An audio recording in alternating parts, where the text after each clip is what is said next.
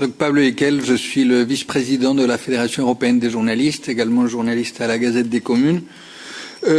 Premièrement, sur le programme AgoraEU, je voulais savoir pourquoi les rapporteurs du Parlement européen, les rapportrices, vous avez proposé une enveloppe aussi faible pour le journalisme alors qu'il existe un soutien manifeste parmi les députés européens pour allouer entre 15 et 21% du budget à ce secteur, garantissant ainsi une répartition équitable et équilibrée des fonds au sein d'AgoraEU.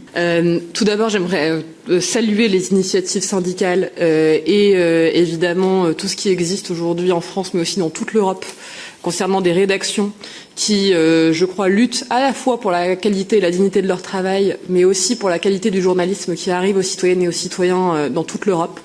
J'ai soutenu avec beaucoup d'insistance le rapport d'initiative d'Axel Voss qui était ici au Parlement européen, mais aussi la proposition de loi d'Arcos à l'Assemblée nationale, d'abord au Sénat, et ensuite à l'Assemblée nationale en France. Je regrette très sincèrement et je regarde avec beaucoup de sévérité le fait que le gouvernement français et le bloc central macroniste aient refusé de soutenir cette proposition de loi.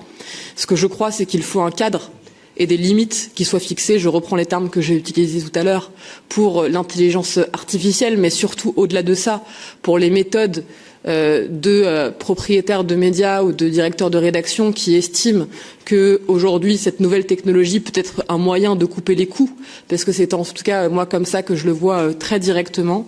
L'information c'est précieux, la culture c'est précieux, et je crois que surtout alors que nous sommes attaqués en tant que continent par la Russie de Poutine, par les USA de Donald Trump, je pense que nous devons considérer la culture et l'information comme une véritable ligne de défense. Et donc non, nous ne pouvons pas marcher là-dessus. Donc je soutiens évidemment toutes les initiatives qui sont prises, toutes pour protéger des emplois, mais surtout, je le dirais, protéger le journalisme demain. Sur la question du budget, je me permets d'y répondre. Je réitère le fait que ce que nous proposons, c'est une multiplication par 6 du budget actuel qui est proposé pour la presse et le journalisme indépendant. Je précise d'ailleurs la question de l'indépendance que nous mettons d'ailleurs au cœur de nos propositions. J'aimerais évidemment que nous proposions davantage, comme toujours. Le budget qu'on propose avec Alice, qui est une augmentation déjà par rapport à la proposition de la Commission, pour le budget total d'AgoraEU, nous aimerions qu'il soit bien plus important. Je le donne à titre d'exemple, mais je crois que les Verts, évidemment, étaient sur les mêmes lignes. Avec les socialistes européens, nous proposons que ce soit 2% du budget européen qui soit consacré à la culture. Et ça inclut évidemment aussi tous les aspects sur l'information. Donc, ce qui est vrai, c'est que nous nous plaçons dans notre proposition aussi dans un cadre qui nous est imposé, qui est une discussion budgétaire qui dépasse la proposition d'Agora. La proposition budgétaire, elle est faite aujourd'hui dans la commission du budget, mais aussi dans les trilogues entre le Parlement, le Conseil et la Commission européenne. Je vous alerte d'ailleurs sur le fait que le Conseil, très récemment, a émis une proposition sur le budget qui baisse à 7 milliards le budget d'Agora, ce qui voudrait dire une baisse encore davantage, parce qu'y compris quand nous parlons de 1,2 milliard d'euros, la réalité c'est que nous parlons d'un pourcentage sur une enveloppe constante d'Agora dont nous n'avons pas la totale maîtrise dans la commission culture ou dans la commission Libé, puisqu'il s'agit in fine des discussions sur le MFF, donc sur le budget pluriannuel de l'Union européenne. Évidemment, moi je souhaiterais qu'il y ait beaucoup plus d'argent pour l'ensemble des composantes d'Agora. Je n'ai pas envie de tomber, puisque c'est parfois un peu ce que certains nous demandent, mais je vous le dis avec beaucoup de franchise. Je ne veux pas tomber dans la discussion qui dit qu'il faudrait augmenter la culture, par exemple en baissant le journalisme, ou qu'il faudrait augmenter la culture en baissant l'aide pour la société civile ou les associations qui luttent contre la discrimination. Pourtant, c'est bien de cela dont il s'agit quand on parle d'Agora dans la totalité. Et donc ce que j'aimerais vous suggérer, puisque c'est ce que nous faisons avec Alice aujourd'hui, c'est de demander une augmentation totale des budgets d'Agora, puisque je crois que nous sommes persuadés en tout cas que la culture, l'information, la lutte contre la discrimination, l'aide à la société civile organisée, tout cela sont des priorités et nous n'avons pas envie finalement de hiérarchiser celles-ci entre elles. Je sais que c'est évidemment très compliqué, mais évidemment c'est ce que nous appelons de nos vœux. En tout cas, j'aimerais évidemment que demain nous ayons un budget bien plus important pour l'ensemble d'Agora. Vous avez dit que l'intelligence artificielle pouvait aider mais ne saurait pas remplacer les humains. Vous savez qu'il y a plusieurs plan de sauvegarde de l'emploi, plusieurs plans de licenciement pour être clair en France dans plusieurs types de médias et dans lesquels il est déjà prévu que l'utilisation de l'intelligence artificielle remplace un certain nombre de journalistes, et en particulier chez Infopro Digital, qui est un groupe de presse professionnel auquel appartient la Gazette des Communes où je travaille. Il y a un plan de suppression de tous les postes de secrétaire de rédaction, qui sont les journalistes qui rélisent et réécrivent les articles. Il y a eu vendredi dernier une tribune dans Le Monde signée par plus de 300 personnes, dont des anciens ministres, des députés, des sénateurs, des agents de services publics, qui demandent à la direction d'Infopro Digital de retirer ce plan parce que on ne veut pas qu'il y ait des remplacements de journalistes par des agents d'intelligence artificielle. Est-ce que vous l'avez vu? Est-ce que vous voulez soutenir cette démarche? We know that AI will change everything. It will change everything. And unfortunately, and this is my personal belief, I think the politics and the politicians have been too slow on the ball. Can you say that in Swedish? Yes, you're too late. So now it's 5 to 12. Shall we capitulate and let it happen, or should we fight against it? And I think, I mean, as a mother, and I mean, I think we need to fight it, and we need to first admit that we have been neglecting the seriousness and what is happening, and now try to get control. Today we are missing the legislation that is needed, and we are missing the infrastructure that we need also here in Europe, because I mean, AI now is like a self-going monster, you know, and it's about the jobs in many sectors, not only in journalism. It's everywhere. So this is AgoraEU will not solve this, but AgoraEU can put life with its financing into these actors that can, together with other actors and other funds, because this is something also that Emma and I have been very clear on when we did our draft report, that the AgoraEU should also be one of those funds that can cooperate with other financing funds, so that we can have strength together. But this is, I mean, we are in a really, really bad situation when it comes to the AI. Thank you. Maybe it's very important to underline that this program, we have taken it out of the big MFF because it had a specific relevance for the democracy shield, but it's part of this big puzzle, and the Parliament is trying to keep this in a coherent and whole approach, not every program by itself, but in the complex position of the Parliament. So maybe you could explain what are the sticking points that you expect and the resistance. You said there is more than 1,500 amendments.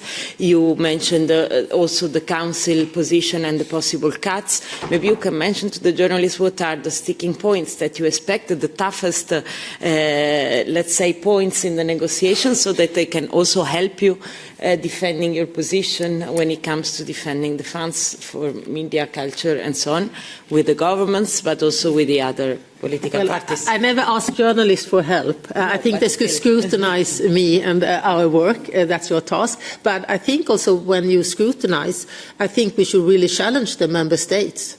Because I think a lot will be decided also by the Council. They also talk about our democracy and the importance of defending Europe and so on and so forth. Then they also need to finance it. And coming from Sweden, one of the countries that are famous of being among the frugal 4 or 5 or how many countries they now are, I think this is a real challenge, and I have challenged it by voting yes to the proposed budget and so on. And then, of course, by Swedish media, I was asked why you are one of the few Swedes that vote yes to a bigger budget, EU budget. And I said yes, because that's the only way to take responsibility this is the situation we're in. Why should Sweden, among some other countries, some of the richest countries, saying that, oh, no, higher, and at the same time complaining about how we should support Ukraine and all these things. So it's really up to now scrutinizing the countries also when it comes to what they are willing to finance and not. Thank you. And maybe what I would say is that in our report, I think that we are really ambitious on a lot of subjects. I can name, well, not specific subjects, but maybe to talk about the philosophy behind it. As I said, we started our reflection based on the challenges that were current in basically culture, the news, media, and also basically civil society organizations. To talk about the culture and news part of our report, I think that one of the things that we care very much about is helping independent organizations. We see the rise of market concentration everywhere, the pressure from actionary basically in the structures of companies, whether cultural or news media. And we believe that we need to help independent structures to develop themselves. So this is, for example, a criteria that we have put for the disposal of public money to say that we want to help independent actors, that we want to also create an observatory specifically in culture to basically see the influence of market concentration for the public, but also for workers, basically, in these sectors. I would say also that obviously in this parliament today, and you have seen maybe the vote about returns a few weeks ago, we have a far right, which is really powerful, which represents 1/3, a bit more than 1/3 actually, of our parliament. And I think that our report is something that they are going to fight really hard. We have seen the amendments that they have put out, especially fighting, well, I would say the fight against discrimination, saying that Europe shouldn't help, for example, LGBTQIA+ organizations.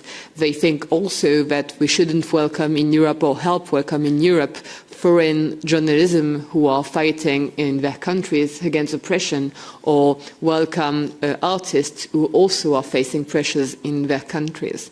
And we have had actually really concrete amendments about that.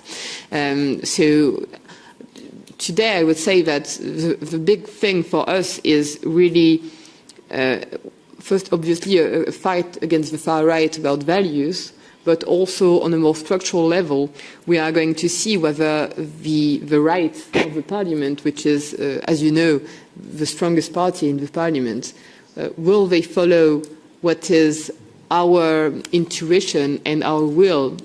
I mean, to basically have rules and a framework and to put out limits for some actors, or do we want to continue in this basically free market for everything or not? These are going to be, I think, the core questions of the negotiations ahead. Yes, and also when it comes to the negotiation of these 1,545 amendments will also show who are true pro-Europeans. Because some of the amendments that I have read are not pro-European at all. So, I mean, it becomes very clear who wants to fight for what is the EU's fundamentals and who doesn't, who want to destroy them. So this is something that will also be a fight, I think. I mean, we know that civic society is part of our democracy in the EU. And are the carrier of the values, how they are specified in the treaties and so on and so forth. And this is something that has been a fight in this House about civic society and about support for them, but we know that they are really core in our democracy. So this is something that I also think will be discussions and debates in the negotiations. At stake.